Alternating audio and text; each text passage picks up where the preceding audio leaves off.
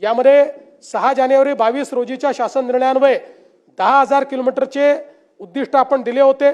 त्यापैकी 9,992 किलोमीटरच्या कामांना ऑलरेडी मान्यता आपण दिलेली आहे आणि आता त्याचा दुसरा टप्पा यामध्ये 7,000 किलोमीटरचे अजून रस्ते आपण घेतलेले आहेत, ज्यामध्ये 6,948 म्हणजे एकूण जर आपण विचार केला तर जवळपास 16,000 किलोमीटरच्या ग्रामीण रस्त्यांना आता मान्यता दिली आहे। त्याला निधी आपण उपलब्ध करून देतो आहोत आणि या रस्त्यांना आपण हे रस्ते केल्यामुळे मोठ्या प्रमाणात ग्रामीण रस्त्यांचा जो प्रश्न आहे तो प्रश्न या ठिकाणी आपण सोडवणार आहोत।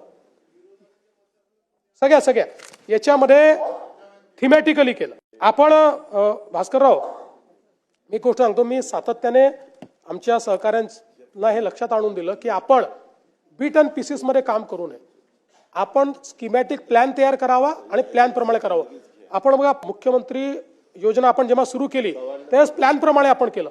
आता ही ग्रामीण रस्ते असतील, हॅमचे रस्ते असतील, आपण एक अमृतकाल रस्ते योजना तयार केली आहे आणि त्या रस्ते योजनेमध्ये आपण आता कुठले आवश्यक आहे, नंतर कुठले आहेत, असं आपण त्याच्यामध्ये मतदारसंघांचा विचार नाही केला।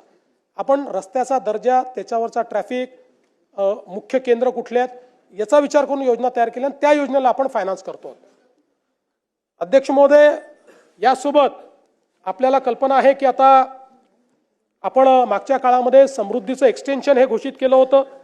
या समृद्धीच्या एक्सटेन्शनमध्ये आता नागपूर गोंदिया द्रुतगती महामार्ग 162 किलोमीटर लांबीचा हा महामार्ग आहे। 18,539 कोटी रुपयाचा हा मार्ग आहे।